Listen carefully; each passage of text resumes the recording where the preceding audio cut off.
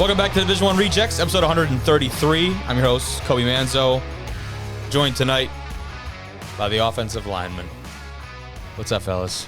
How you doing, Kobe? I enticed you down here. We have actually some fun, we'll talk about some Week 6 game previews a little bit later, but we have a ton of other, non-regular storylines tonight. I don't know what it was this week. It's just been, a lot of shit from all over the place with D2, D3-wise, and also in Division I, so I'm excited to talk about some of this stuff. We've got Jarod Thornton from North Central, one of our D1R athletes, joining us here shortly, part of the offensive line that was honored by the D3Football.com Team of the Week this last week for their top 10 matchup dominant victory over at Wheaton. Excited to speak to him here in just a little bit, but fellas, some of the stuff we want to talk about today. There's a D2 stadium. If you saw it, if you looked at our socials, in CSU-Pueblo, they're getting brand new VIP suites in their stadium. What was the first impression? They look pretty nice. The crazy is for a D2 stadium. They look very nice. We're talking over $1 million investment, so definitely stay tuned to take a look at those, the renderings that have been released on those guys. But I think probably the biggest story for today, especially in our realm of things, Division III-wise, there's a D3 team in Gallaudet making augmented reality helmets. Not something I ever thought, legal in-game use. That's the craziest thing to me. The technology is there, but they don't even have a rule because no one will even think about that's the thing. But they are obviously the exception, them being a school for the deaf. That's a very interesting situation. So we'll talk about that later. That's probably the biggest thing from us today. But otherwise, guys, we've got new transfer portal rules that were just approved by the NCAA. We've got Utah football's NIL deal that I think you said, Trevor, might be the most expensive NIL deal to date. Probably. I don't know if that's true, but maybe. I think it has to be. Per D1R. Per D1R. I mean, if you say $50,000 a truck. There's probably more than that, though. Yeah. No, I bet they got them to say $50,000. Well, don't say too much. But we'll talk about that huge NIL deal. I will say every single one of the 85 scholarship players got their own truck. That's what we'll say. And then, definitely check that out. And finally, guys, no more photo shoots on unofficial visits. A proposed NCAA rule that it's looking like will probably get passed. And I'll talk about later why I'm very much in favor of that, why it makes a lot of sense. Don't hate the idea. I think it makes sense, It gets so annoying. And people are coming after the NCAA saying, they're really going after, the NCAA is really taking into account the big issues. But it's still they're doing something. They're not just sitting there. I don't know. So we'll talk about it later. If you want to get to any of that stuff, that conversation with Jarod, remember to use the timestamps, the chapters at the bottom of the YouTube video. If you're listening on Apple Podcasts, Spotify, wherever, use the times in the description. They're all on there. Follow us on the socials. Do not forget to subscribe. We just hit 700, closer to 1,000. And otherwise, excited to get in this one. Let's go talk to Jarod first. Joining the show tonight, the anchor on the O-line of the best D3 team in the nation. Their front five were honored on the D3Football.com's Team of the Week after a dominant performance at Wheaton on Saturday. One of our sponsored D1R athletes, Jarod Thornton. What's up, brother? What's up, man? How you doing? Great, man. Excited to hear that you're doing well. The team I knew was doing well. I just wanted to check in with you and make sure you were doing all right there, man. Talk about a little president's dinner tonight, talking to some alum. I feel like the football team's got to be pretty popular on campus over there, I'd imagine. Yeah, a little bit, man. Been pretty successful the last few years, so comes with it. I like it, dude. I like it. And just reading, let's get right into it. The game notes on this week, man. A season high in rushing yards and posted a second effort of 600-plus yards of the season while posting the program's highest score in a game against Wheaton since 1917. That's a lot to unpack. The fact that the two teams have been playing since then is ridiculous, first of all. But the fact that you guys have somehow found a way to break a record since then, equally as ridiculous. Talk about that, dude. The game itself is always the biggest game of the year, every year. It's for the little brass bell. And we know that coming to a school like this, this is the type of games you want to play in, especially against this team. So it's cool to go out there and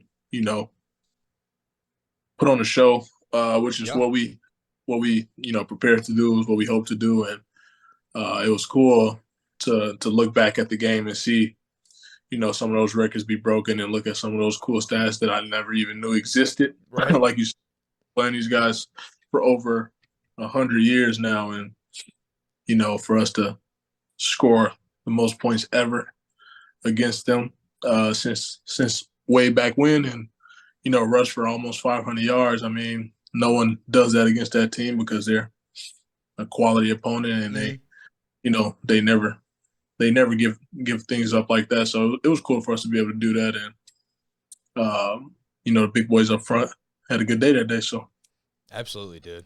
That's kind of an understatement of the century, but you did. You averaged more than 12 yards per play. You scored 4 touchdowns on plays of 40-plus yards in the first 18 minutes. So it was like you guys show up and you're firing on all cylinders, which certainly does not always happen, let alone against another, like you said, really quality opponent in Wheaton. But talk about what you guys did so well on Saturday. Was there a certain part of your game, your scheme, your game plan that worked really well for you guys? Anything that stood out? I mean, obviously we ran the ball really well. But I would say besides that, obviously. Yeah, so I mean, we got a bunch of great explosive running backs, that are a little different from the running backs we've had in the past. Like, Ethan Greenfield, he was a guy more of like, I don't want to say a power back, but he was a big, strong dude. He liked to run, but we got guys like Joe Sacco and Sean Allen and Charles. All these guys have 4.5 speed, you know what I'm saying?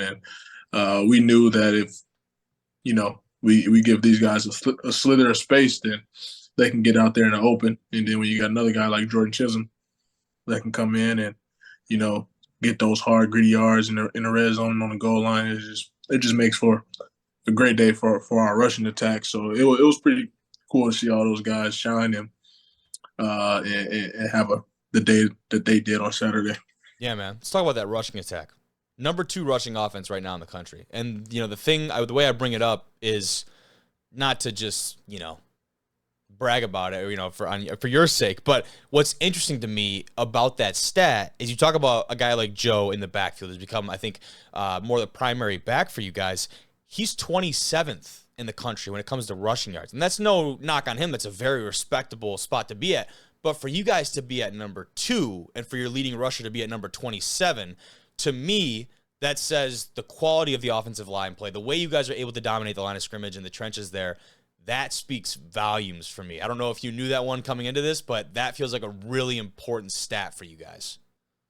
Yeah, I didn't know that coming in, honestly. But like I said, we got 4 great running backs in our backfield right now that are all getting a lot of touches, and they're all making it happen with the touches that they're getting. So it's like they're making our job as an offensive line a lot easier. So good answer. Good answer, Jarod. Good answer. It gives you guys a little bit of space. And like I said, with the speed we got and the elusiveness we got back there with these 4 guys, they can break anything open. And, they've been doing that over the course of the last 4 games. And, excited to see it continue to happen over the course of the rest of the season, continuing to get these guys out in space and helping them do their thing. Not only that, but they're staying fresh too. You talk about getting 4 different guys in there. Like, those guys are playing meaningful snaps, getting meaningful touches. Now, when guys like Joe get in the game, whereas not to say that Ethan Greenfield was a one-man show, but definitely less of a split as far as terms of responsibility in the backfield goes. When these guys get in the game, they have fresh legs, they're ready to go, and they're ready to break off those explosive explosive plays that can start to retain those. That's big time, man. That is huge. But talking about that O-line a little bit, talk about the rest of that group that makes up that front 5. Brag about them a little bit. What makes you guys such an effective group? And my other question was how long have you guys been playing together as a unit? How old or senior led is this front 5? We got a older group right now. Our right tackle's 5th year, Zach Fortier. Our right guard, he's in his 3rd year, 3-year starter. Our left tackle, he's in his 4th year. He's been a 3 or 4 year starter with the COVID year, obviously. Yeah. And we got a new guy in, Nick Fairley at left guard, but he's also an older guy in the program. He's a junior this year as well. And then, I'm at center, I'm a 5th year senior. So we got an older group. We got a bunch of guys on the offensive line that's been playing with each other for at least 2 to 3 years. That's 4 guys up front that started in that national championship last year and started a lot of games in our career. So our chemistry is pretty high. And then we got an offensive line coach like Coach Eric Studelman. and the game plans that he puts in and how he pushes us every day at practice. It's hard for us to not go out there on Saturdays and have results like we had, last Saturday and throughout the season so far. But it's a bunch of guys that just put their head down and really embodies the position as the offensive lineman. We understand that it's not a lot of recognition that comes with the position, not a lot of stats or awards and things like that, and that's what makes it special. Yeah. To play a position like that, 5 guys working as one, and we've been doing it together for a long time now with a veteran group. So hopefully we get to continue to handle business the rest of this way throughout the season. A lot of games to come for y'all, man. A lot of games yet still. And on that note of being senior-led, too, I didn't even mention, too, that was your last crack at the trophy this weekend as well. So I'm sure that had a little bit of an extra meaning behind it, man. Oh, yeah. I mean, like I said, it's always a pleasure and an honor to play those guys and be a part of this rivalry each and every year. So the fact that it was my last one, it kind of sucks because the energy and the intensity that comes with playing in that football game is like no other. If you come through or if you unfortunately play in Wheaton, you understand what that game means to both programs. You understand what that game means for the conference, and you understand what it means for, the rest of the country as well. So it's always a big one. And those are the type of games I'm going to miss when my career comes to the end here pretty soon. That's the thing, man. Where do you find that elsewhere? You know what I mean? After football, where do you find that reason to, like, coming from someone too who, like, this is my first year being 100% out of it, like, I find myself doing that all the time. Like, where do I find that competitiveness, that same level of, like, getting yourself ready for a game, or even for practice and lifting, those kind of things? Like, finding that outside of that is very tough. So it's very nice that you appreciate that stuff right now for sure. But the other thing I wanted to ask, kind of the last thing on that, is after a game like that against what I think it's safe to say the other top dog in that conference, where you have a big, even though it was a decisive win, still a big emotional win for a rivalry trophy like that, I would assume because you guys are pretty senior-led, because you've had a lot of guys play in those postseason games, that's going to help you stay level-headed, because the next game after that is usually the one that people call the trap game, right? Because of after a big emotional win like that, you have guys riding high, feeling really confident. I'm assuming your senior leadership is going to help guys stay level-headed heading through the rest of this conference play. I mean, when you play football for us, and you're part of our program, you understand like what we like to call the law of specificity. It's when you do, it's like a routine, right? I mean, we prepare each and every week, the same. Like we're coming, we have meetings the same, practice intensity is always the same. So it's like you're not preparing to play for a national championship once you get to a national championship. You've already done it. So this week, just like last week, is no different, So we're going to keep doing what we do each and every day, prepare the same way, and come out and try to put on the show on Saturday. Oh, yeah. Oh, yeah, dude. I've seen a lot more of that, too. Like, did you watch that? You watched the Oregon video after the Colorado game that they posted? Yeah, I caught a little bit of it. A lot of teams are doing that now, where it's like the recap videos instead of, and like, don't get me wrong, teams have been saying it forever. Like, next week, same mindset. Like, teams have been saying that forever, but now, like, you see a lot of teams do like their weekly recaps is like Oregon versus them, or like Oregon, like nameless, faceless opponents. I feel like it's even more popular now. It's kind of interesting, because if you didn't know where that was coming from, that almost feels like a diss from their part, but at the end of the day, like you said, it's just all about preparing the same way, right? It's like that. Yeah, like I said, it's just all about preparing the same way and understanding that, like, some teams are going to be better than others, but it's not about that. It's about what you guys are doing each week to put yourself in a position to get where you want to go. You know what I'm saying? Oh, yeah. Hell yeah, man. That's all I got for you. I told you it'd be pretty quick on the night, but excited to keep following y'all. A lot of big games ahead for you guys. I know you'll be right where you need to be, brother. Yes, sir, man. Appreciate you again. All the work that is over at Division I Rejects do for small school athletes like myself. So, I'm always going to be tuned in and continuing to follow the brand and supporting in every way that I can. And, I'm wishing you guys the best always. My man, dude. We got some other stuff hopefully coming for the sponsored group here soon. So we'll see we'll see what I can maybe announce that and get that stuff rolling. But appreciate you always, dude. Have a good night, man. Yes, sir. You too, brother. Too. Appreciate Jarod coming on, joining us. We're going to shift over and talk some D2 ball here. Not necessarily football in that kind of sense, but where the football is played, fellas, the stadium itself. Take a look at this. This is one of the renders that was released from the CSU-Pueblo, the Thunderwolves. The Thunder Bowl is getting quite the upgrade if you saw this on our Twitter. The Colorado State University Pueblo Foundation hopes, this is from the article, hopes to have 8 new suites built on the west side of the Thunder Bowl by next football season. Structures with upper and lower level suites will be attached to each side of the Thunder Bowl's current press box. They've got open air seating, 2-level lower suites with window seating. They're going to cost an estimated $1.2 million, and that's all going to be paid by the Pueblo Foundation over the course of 6 years, fellas. There's one shot, and then here's a little bit more of a detailed look at what these are going to kind of entail. Who buys these? That's what I wanted to talk about. A lot. I mean, I want to talk about a lot about them, but like, it's not like it's like. Well, I'm sure they have some alumni that. Yeah, but it's not like you're in Texas, though, like where like football's like, oh God, like no matter what it is, if football's football. Yep. You're in Colorado. But also in Colorado, D2 football's so big because there's not a lot of D1 football. That's what I was about to ask. There's a lot of D2 football. Yes, Yeah, and good D2 D2 football. Yeah, good. You talk huge. about schools like Mines, Pueblo, Western Mesa. Colorado, Mesa. You know what I mean? Like those kind of schools. The Division I presence, obviously with the Buffs, Colorado State. But who else is there? Like football-wise, I don't know. I can't think of anyone off the top of my Western head. or Northern? Or which one of those is Northern Colorado, I do believe, is Division I? Western's so. D2. Yes, Yeah. Western is D2. They're in the Western RMAC. D2, and then Northern's Division I. Yeah. So like, there's just not a huge D1 presence. No. Yeah. So, I mean, the it's kind of idea is working for them, sweet. hopefully. Yeah, the idea is definitely pretty cool. It is planned to break ground in January of 2024 and completed by the following August. So, like, right as football That's gonna be season enough is time. starting. I was about to say January.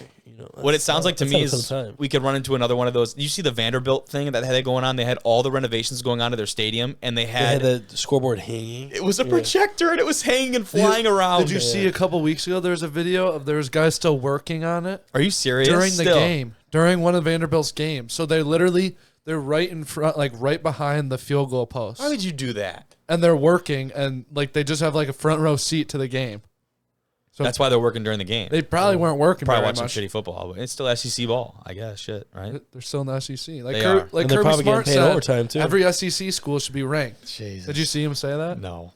The quote here from one of the contractor or one of the people from the university says, in the first 6 years, there is some revenue that will pass on to athletics, but after the loan is paid off, so after they pay off, I'm assuming the foundation is where they're getting the loan from. After the loan is paid off, 100% of the profits will go to athletics. So this is something that I guess they plan in the long run is supposed to generate a good amount of money for them. Makes sense, but obviously the upfront cost is very expensive. If I pay the 18 grand, do I get do they play like their soccer games and stuff here? That's a great. I can talk about that if you want. So if I pay the 18 grand, do I get season tickets to all the football games and soccer games and say lacrosse or anything? Absolutely. So you've got the lower level suites are $15,000 per year. The upper level are $17,000 per year. Individuals or businesses, so it doesn't have to be like one single person, can purchase a suite. They receive all year access to the suite, 20 suite tickets, 4 general admission tickets, and 4 parking passes. And then in addition to the access during the Pueblo football home games, they get to attend track meets, high school football, other sports, potentially even concerts hosted at the Thunder Bowl, like everything. Well, and it's legit. Yeah, Like- it's a full package. And, So, I mean, that's pretty... Yeah. he says here, he I says... mean, I still can't just. it's a lot of money. It's still a lot of money, Yeah. but like, it's not like they're. But if screwing you're you someone in who's the got deal, money yeah. to throw at this stuff... Like, it's a and- good deal if you have that type of money. especially think about it from the perspective of if you're a really prestigious donor or alum or both, Yeah. whatever, and you're going to throw money at the school anyways, why not do this? Exactly. You know what I mean? I think Yeah. that's kind of the target audience, right? Is I wonder that what the few. lower ones look like. I'm assuming these are the upper ones, right? Yeah. Where do the Did lower... it show? I don't think No. it showed the lower Both ones, of them are right? You would just see it. Or is that it right there? Yeah. See, but if the... I think if that's the, it. If the team's right there, isn't that a terrible seat? No, those are the No, bleachers. no, these are the bleachers right down here. So I'll put up on my Oh, big screen. I Hold see, on. I see. So the people can see what we're talking about here. people. Yeah, so underneath there, you can see those windows. I think that's the lower level suite. From here, it looks like the track.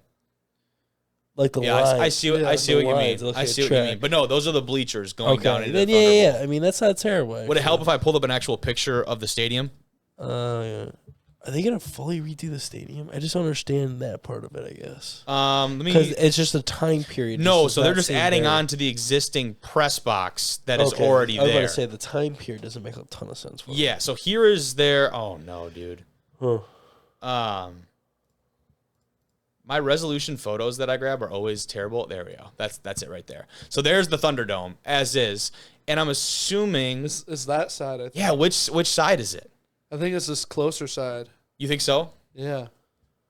Because if you compare it to that picture. But wouldn't the logo usually face the home side? Yeah. Oh, yeah.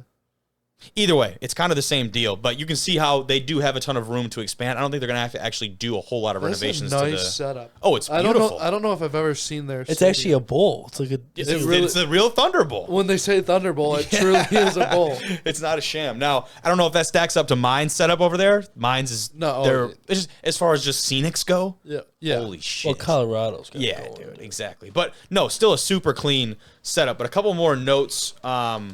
On the actual, let me pull back up the, where is it, dude? There it is. A couple more notes on the actual suites. See the press box, though? That looks like the one that, see how they it's both like look like that, though. Oh. They kind of do. Never mind.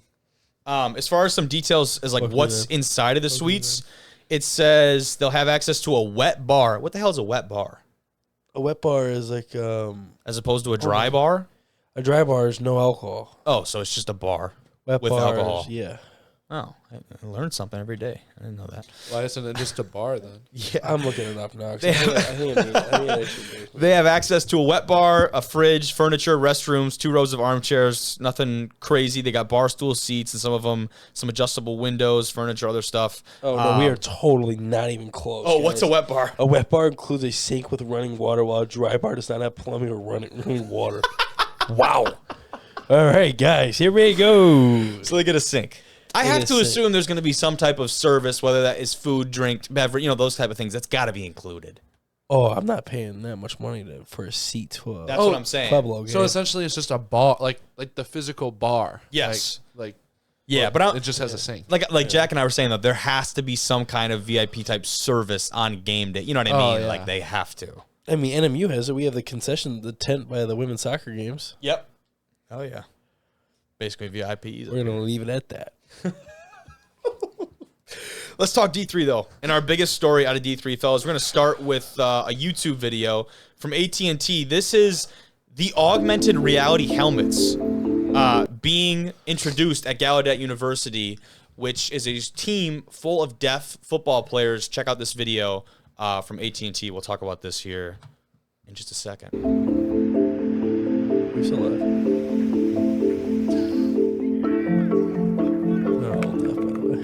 They're not all deaf. Most of the time in high school, our players, they are always labeled as the deaf athlete or the deaf star player. Here at Gallaudet University, they're just a player. We work out the same way. Speak and sign at the same time. We practice the same way. We compete the same way.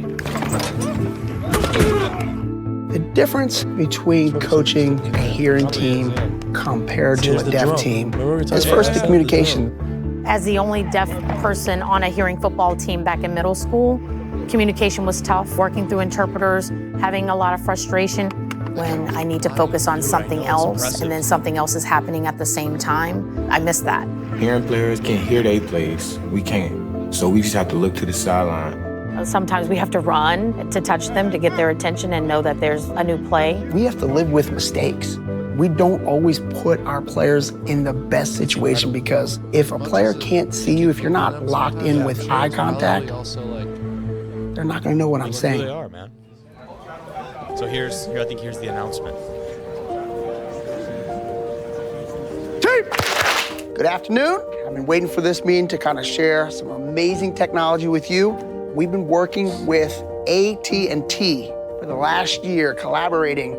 We set out with one goal: to increase the speed of communication between coach and player.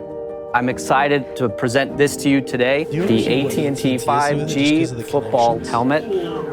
This will change football. I think so. I think part of it is, not just to pause it so at a side note, but I think part of it is, yes, the technology involved in that, obviously, but then also I think it's such a great PR move from AT&T. And that's at the end of the day, that's what it is, right? Like, it's a great PR move to have their name attached to this. It's a very feel-good story, but I don't want to. AT&T 5G technology was the starting point for this. The coach will have a tablet on which they will select a play. When they hit send, that goes via 5G to the helmet that the player is wearing. And the players on the field will see the play appear in augmented reality before their eyes. You know, when I first saw When we hit send, Yeah, player absolutely. receives it. it's like That's when incredible. have you ever seen like the F-35 like fighter jets?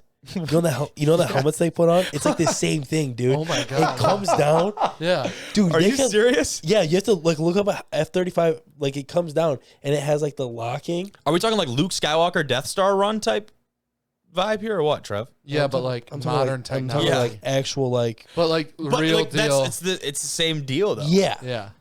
Yeah. That's It's pretty nuts. sweet.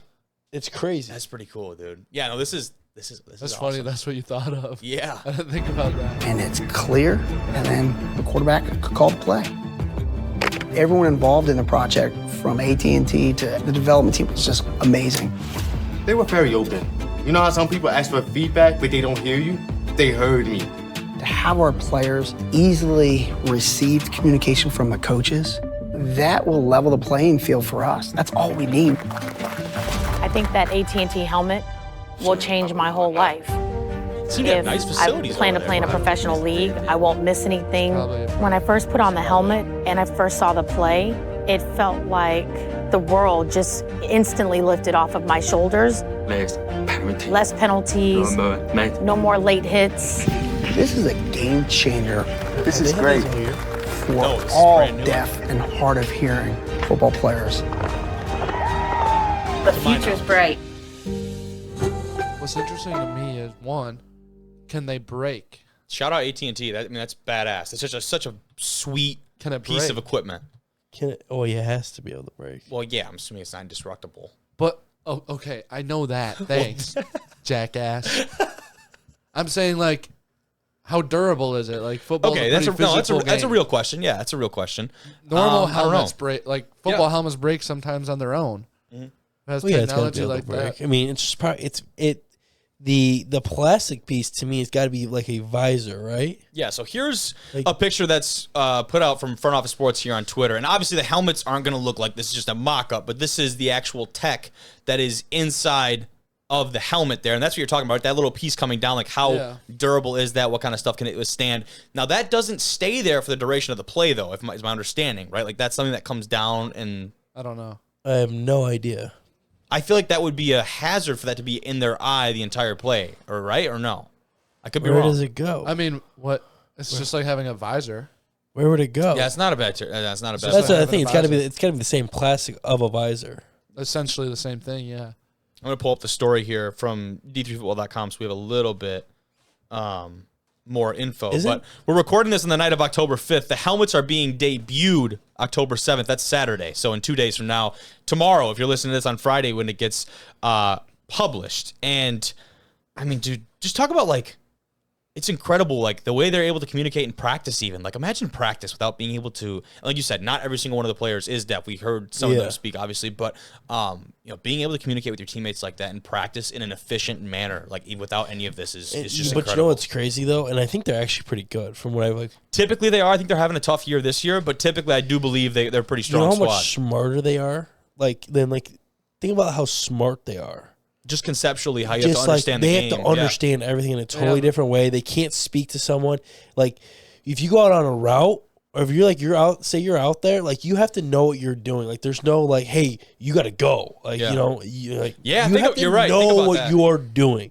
So think about how smart they are. Do you know how many times in the backfield I would sit there and look at my quarterback and be like, dude, like what the fuck? What are we doing? Like what do you got here? You know what I mean? Yeah, what do I have? Like tell me what I got. Yeah, it's not like they have time to like They sign can't. like But full sentences. You know like, another right before thing? play.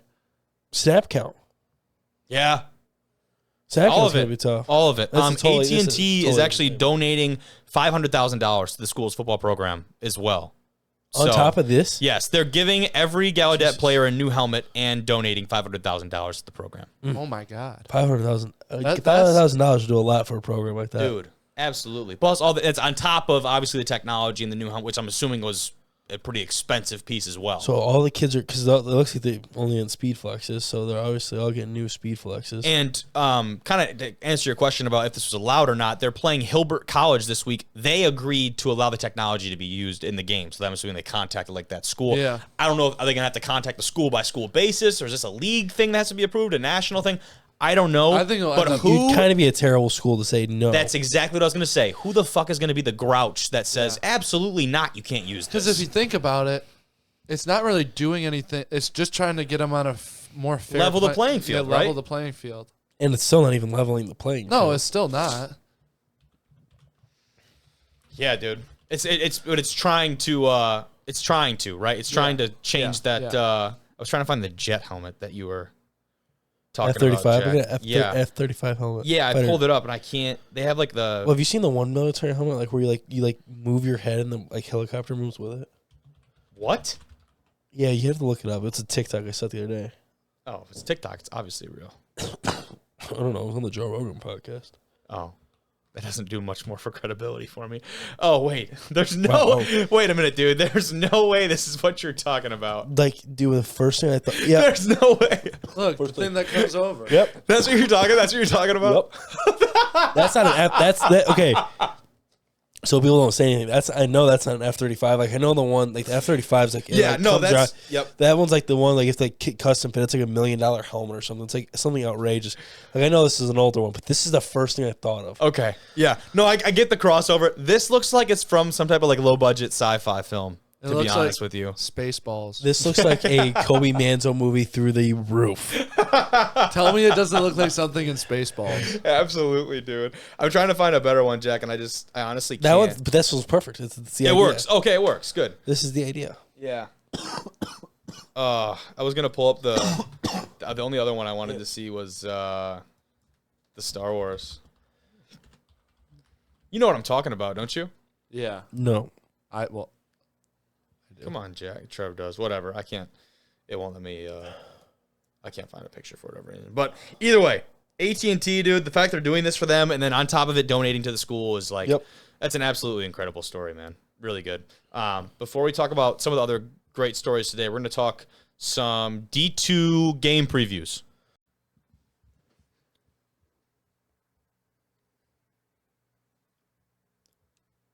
All right, let's talk some D2 game previews for the coming week. And I guess the biggest one, we'll talk about it right away. We had Coach Jackson on earlier in the week. Number 6, Delta State at number 25, Valdosta State.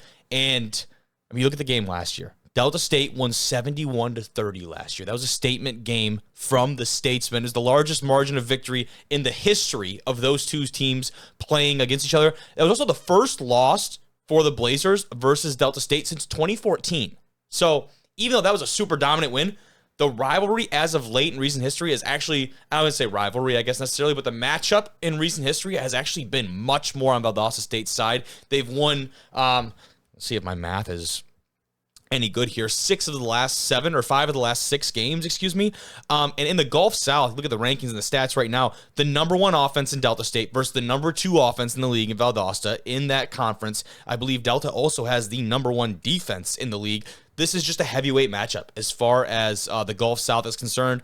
Obviously, Kobe, but West Florida, yeah, I understand. West Florida is also a top 10 team in the country. They're incredible. Okay, you don't have to say any of that.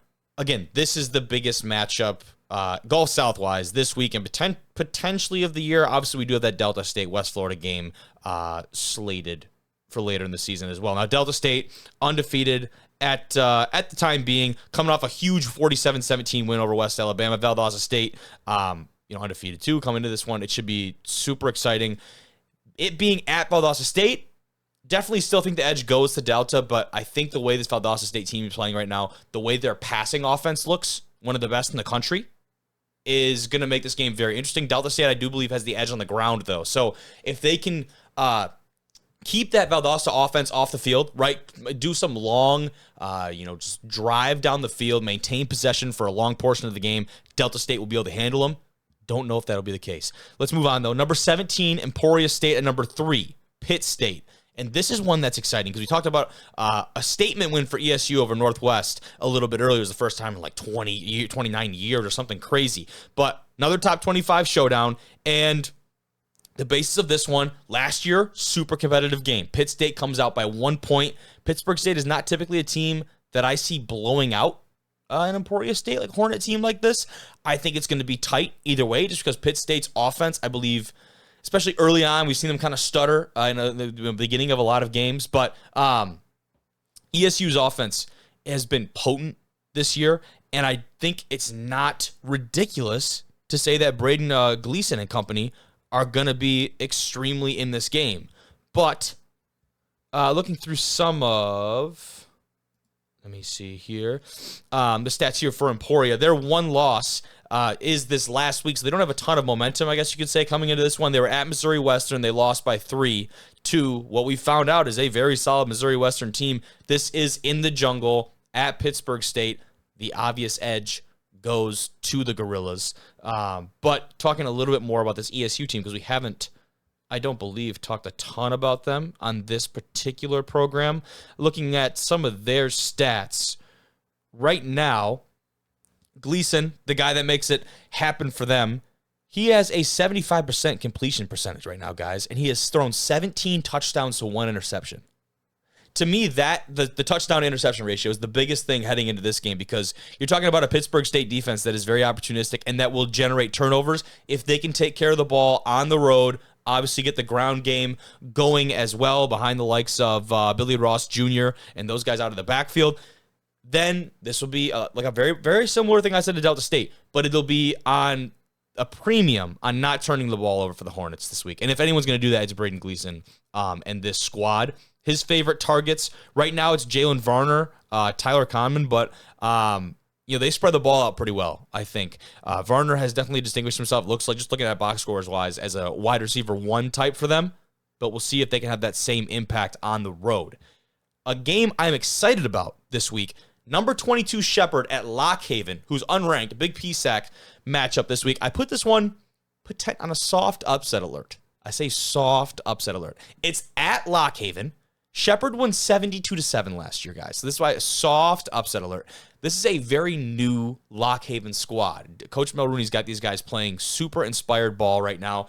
And I guess the main question for me is a quote-unquote up year for Lock Haven, as it looks like it's going to pan out to be, and a quote-unquote down year for a Shepherd Rams team that we've seen some uncharacteristic losses with. Is that enough to stage this massive upset? I don't know. This still might be a little bit out of the reach for the Bald Eagles, but they sit at 3-2 right now. Think about their wins. Couple not-so-quality wins against like a Post, and they actually lost at Mercyhurst in week 2. Like, that's a really tough game. But then they go at Clarion and win. They lose to a pretty solid East Stroudsburg team, and this last week at Millersville was probably their best win of the year, 38-31 at their place. So a little bit of momentum riding high into the Shepherd game at home. It's a pink-out game, and just a lot going on right now for Lock Haven. Feels like the energy is there on a football team that potentially has not had that in the past. I'm looking for them to play extremely inspired football. Like I said, soft upset alert for the Bald Eagles. Might come back to bite me in the ass. This Shepherd team is certainly going to be pissed off after the last couple weeks that they've had. But we will definitely see what that game looks like. And moving forward, though, got a couple more I wanted to talk about here. Just 2 more games. Another one, I don't know if I wouldn't put this one on upset alert, but another one that I do think will be more interesting than people expect, MSU Moorhead at number 5 Minnesota State, that being Mankato, the number 5 team in the country right now. The Mavericks coming off a huge top 10 win at Bemidji State. They're going to be riding very high after an emotional dub over there in Bemidji. You look at an MSU Moorhead team right now, that is like, I might have to pull it up here. I believe they're like top, what is it? I think their quarterback right now is like the second, yes, Jack Strand, the quarterback for the Dragons over at Moorhead, is the second leading passer in all of D2 college football right now, behind Zach Zabrowski, who we just had on the show earlier, and he's behind him by a whopping 36 yards, right? That's crazy. Their offense has been super, super potent. And they've won a couple games that, maybe they should, someone could say maybe they should not have won. But looking at their schedule, I can tell you about a couple of those games here in just a second. You look at their opener. It was a loss at Wayne State by 8 points. Wayne State, we believe, is going to be a playoff team. They go and dominate at Minot. Versus Minot. They dominate McKendree. Lose a real close one to an Augustana team that's pretty solid. They have a convincing win over Northern State last week. I'm expecting this game to be close. Minnesota State Mankato, MSU Moorhead. Could Shem Butler, Lawson, and company blow the brakes off these guys? Absolutely. I have no idea if it's going to happen or not. They certainly could, but I see this as being a little bit more of a contest than people are expecting. It's their 39th all-time meeting. The Mavericks currently lead this the series 24-14, and they've won the last 6. Whew. So, we'll see. Head coach Todd Hoffner has not lost. He's 5-0 against Moorhead, so maybe I should throw that out the window. But I expect that to be a good game. The Moorhead offense is definitely going to get going on the road. We'll see if they can get it done. Last but not least, though, number 13, Lenore-Rhyne at Limestone. SAC matchup. I'm excited to watch this one. Lenore-Rhyne has won the last 5 matchups. I believe these two teams only played 6 times in total. Lenore-Rhyne's offense right now, you talk about an offense that is clicking. They're 5-0 right now. They just won. Not a great UVA-wise team they just beat down on, but 56-3 is just an incredible offensive performance regardless. Then they go at Carson Newman with a huge win, blow out Erskine, a big win against Fayetteville State in week 2 at their place, 24-10. This Lenore-Rhyne team is going to get done in all facets of the game. Their defense is not allowed over 10 points yet this season. They're 5 games into the year. I think that's going to be the difference at Limestone. I expect the Bears to roll, but I am interested to see these next couple weeks for them. You talk about at Limestone, home versus Barton, then at Newberry, at Wingate. Like, these next 4 games are make it or break it for the Bears from Lenore-Rhyne. I think that gives them enough motivation to get this thing done. I'm excited to see what happens there. As far as other D2 games that are at least worth mentioning, let me check out a couple here as I scroll through. We've got Hillsdale at Tiffin. I definitely expect Tiffin to roll. Hillsdale, it's seemingly having a little bit of a down year, but we saw them upset Ashland last year when Ashland was riding high, so you certainly can't count them out. Ferris State hosts Saginaw Valley. Again, expect that to be a beatdown. Ferris State is very much that team. Looking forward, though, we got Findlay at Northwood. Could be a very interesting game. I would expect Findlay to maybe edge that one out. Northwood's offense had a couple really good showings, though. We'll see if they can put together a more complete game. I think they've lacked that in the last couple of weeks. If Northwood can put together 4 consistent quarters, that's a very winnable game for the Timberwolves. And otherwise, Michigan Tech at Wayne State could be an interesting one over in the GLIAC. Southwest Minnesota at Augustana could be more interesting than people think. Virginia State and Bowie State, a little bit of an HBCU matchup. And finally, Nebraska-Kearney at UCM, Central Missouri. I expect that one to be interesting as well. A matchup of 2 great quarterbacks over there in the MIAA. Certainly excited to see what that one entails. But that's kind of it as far as the D2 game preview side of things. We don't talk too much Division I on the show anymore, but these are just fun. These are just fun stories. This first one, the headline here from CBS Sports, Utah NIL Collective gifts brand new Dodge Ram 1500 trucks to all 85 scholarship football players. Unreal. Immediate reactions from that. I mean, we talked about it a little bit in the intro. Firstly, is that proper grammar? Probably not. First off, I don't know. First off. Think about how much money that is for all 85 players to get a brand new truck. Yes. And now, obviously, the first thing that you think is, no, they're not buying the trucks outright. They're on a lease, and the lease continues as long as they have eligibility, and I'm sure they follow a certain set of codes. Yes, it's a lease. The lease is only. I thought they bought all of them. No. That'd be crazy. That'd be outrageous. They're all leased. I think it's like a 6-month. We'll talk about it, but it's not. They're not buying them outright, and they have to meet a certain set of criteria to actually get them and to retain the lease. So before we talk about any of that, though, we've got a video to watch here from Utah. The alumni appreciate you guys and how proud we are to be alumni. You guys really show the world exactly what it means to be a Utah man, and we appreciate you guys. Not only do you make us alumni proud, but you make this community proud. Where he going with this? On behalf of the Crimson Collective and the collective donors and this community, they wanted to grant each and every one of you guys a brand new Dodge Ram truck. Who let this guy hit the camera? Okay, well, first of all, 2 things. Where are they going to park them all? Hold on, bro. Just get to the video. Let's get to the video. This is dope. Kind of cool that laughing. Yeah. They got them in the end zone. Okay, look at this. Oh my gosh, bro!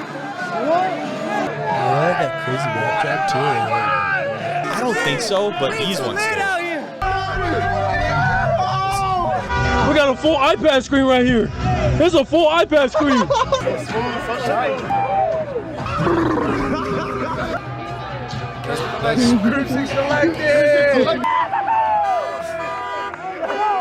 He's on the horn.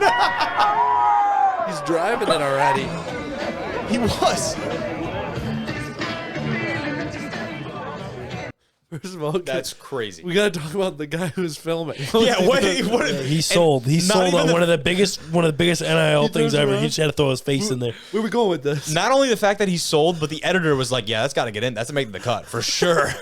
What was that? That like takes you out of the whole. Like, there's no suspense anymore. It was like a serious video. And it turns out, where we going with this? Where are you going with this? And his face is in the camera. Like, where we going with this? Like, where we going it's with so this? close. Yes. But I mean, just crazy. Yeah, they got him parked in the end zone. They have a sweet wrap job on those. I doubt all of them have that. I'm sure that was just for the video or just for show. But is NIL ruining college football? No. Full point, yes. I don't think it's ruining it. I do think it's been overblown. Like, this is crazy. To an extent. This is crazy. I just feel the walk-ons are like, yeah. We can catch a ride. There's only 85 guys that got one. The Crimson Collective is the group from Utah that puts this on. It's almost every What big is D1 it? school has this. They call it a bunch of different names, but it basically is a bunch of donors and alum that get together to facilitate NIL deals or fund NIL opportunities for their student athletes at the university. Who put this together? The Crimson Collective. Yeah, but like they just got 85 leases. I'm for telling you, trucks. bro, they did. And it says I think here, that's one of the coolest NIL deals. they gifted each player the use of the truck that retails. Again, they're not buying them, but they retail at $61,000. The lease of the truck is renewed at 6-month increments, so like a semester basis ish. basically. And they will run through each player's time with the program. The Ken Garf Automotive Group helped secure the deal along with a group of Crimson Collective donors, though it's unclear how long the deal will extend into the future. I don't think a single one of the players cares how long it will extend as long as it's until they graduate. Yeah. They can have it for 6 months and still be the coolest thing in the world. Yeah, exactly. Oh, my gosh. Matt Garf, who is the board chair of the Crimson Collective. Does that name sound familiar? No. The Ken Garf Automotive Group, and Matt Garf is the board chair of the Crimson Collective. Come on. I understand now, yeah. There's the connection. Yeah, right Who there was we the go. guy in the video? The alumni. I have no idea, actually. But he was says Ken here, Garf Jr. we are ordering the vehicles as we need them. The intent is to figure out if it works and how to keep it going if it does. I just don't understand why get them all the same thing. Because they probably somehow got a deal with it, too, in some way. The Crimson Collective announced a NIL deal as part of the new partnership with For the Win 360, or FTW 360, whose logo adorns each new truck. Kind of an interesting way to subjugate some of the costs, right? So, like, if you can get sponsors, if you can guarantee a sponsor that you're going to have a big sticker on 85 trucks. So maybe the wraps. Yes. They might So actually the all wrap be on the wraps. It's just red, and the logo is probably like intermixed But in it. if you looked at them, the wraps weren't crazy either. No, it wasn't like super boisterous there was or one that was anything, right? white, and then there's just like a red wrap on the back and kind You of. know how cool that would be? Like, so there's like, 'cause I mean, there's not going to be 85 of them. I mean, there's going to be, probably around the 70 range because 15 guys won't get them. So Utah's NIL Collective has raised $3 million since May, and they hope to reach $6 million by the end of the year, according to Matt Garf, who is the chair. From what? Alum, I guess, right? Alum was putting that much money? Just like football alum? I don't know. If that's just coming from alum, or also, does that count the deals that they've made with NIL? Is that where that money? I don't think so. I don't know, though. It's a great question. But yeah, There's think so many about questions sponsors. that I always have about NIL. Think about sponsors, though. Like, if you can guarantee them 85 trucks around this area that, for the time being, are going to get a ton of media and press coverage. That's what I'm saying, because they all have the same rap job, so they'll be like, oh shit, like, that's a Utah football player. Everyone's going to know who it is. Yeah. So they're going to look at the truck. Especially if you're a top 25 team right now in the country, like, that's a pretty good look for you. So if you can sell a sponsor on that, you're going to definitely knock your price down a little bit. My tangent.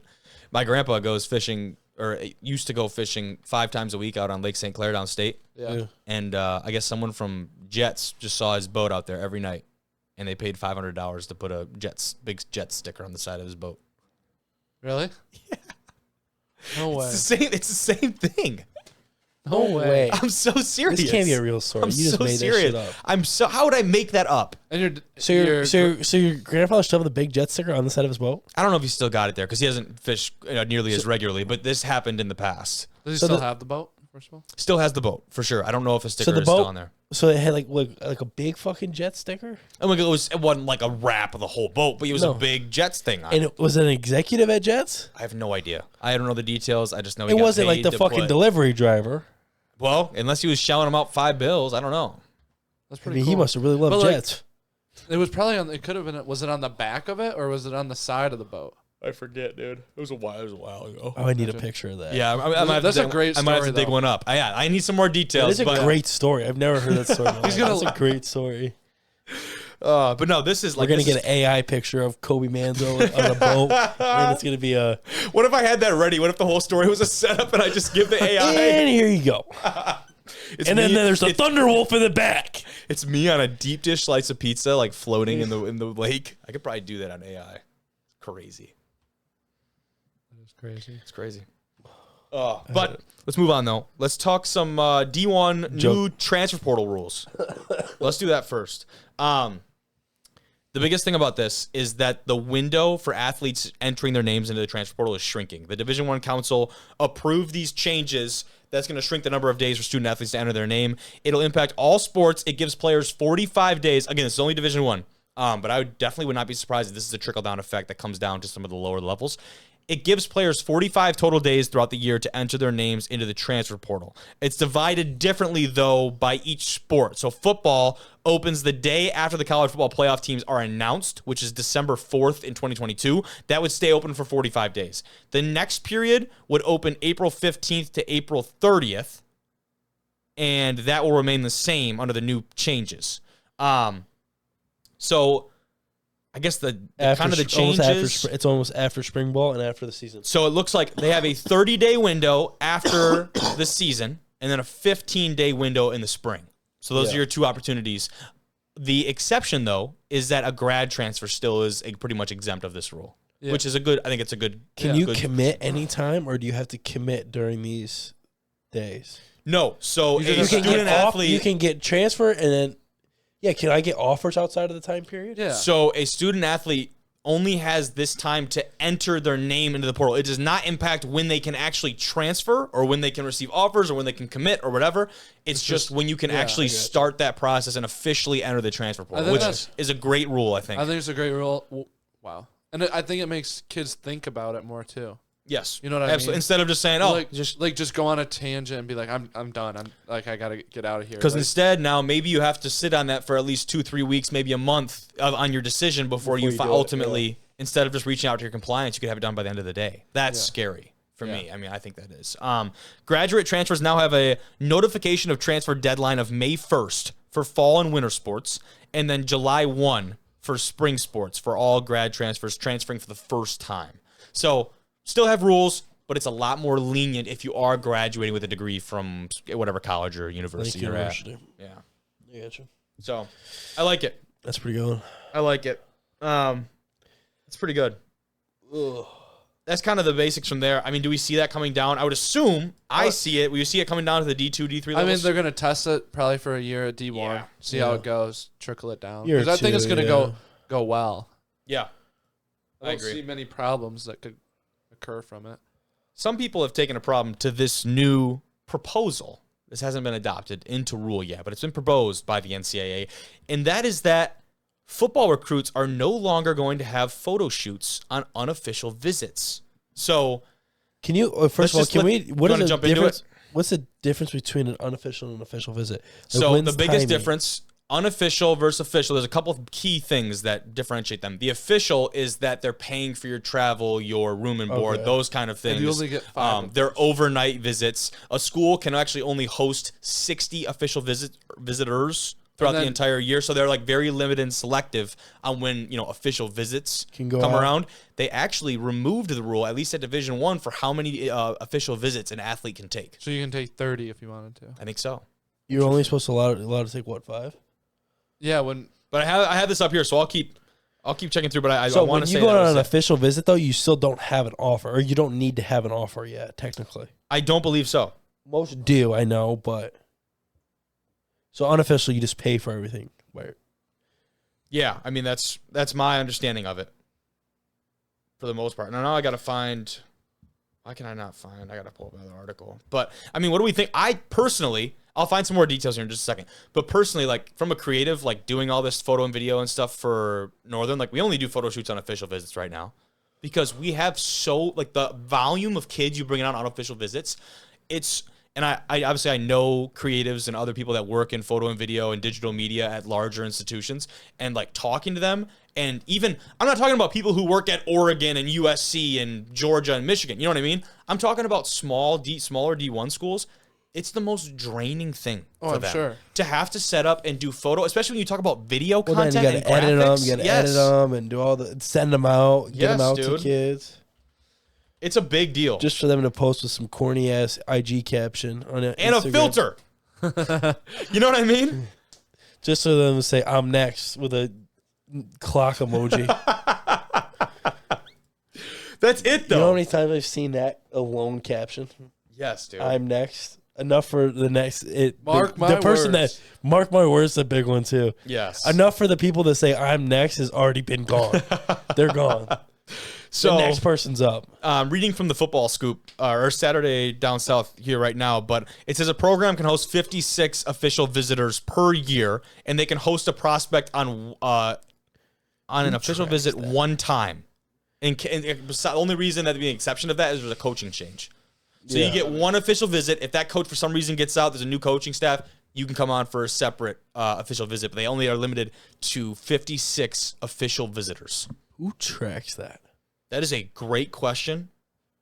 I don't know. I bet they do just for like they have obviously to. liability reasons. But like, is that like quality controls? That's a great question. There's got to be someone like devoted to doing. Well, that it's got to kind be a of stuff, quality control guy. Yeah. That runs all that stuff. That's just unreal. Yeah, and I think people were getting upset. They're like, "Oh, this takes away from colleges don't have to do photo shoots on unofficial visits." Okay, if you understand anything of the recruiting landscape in college sports, not just football, all today, dude.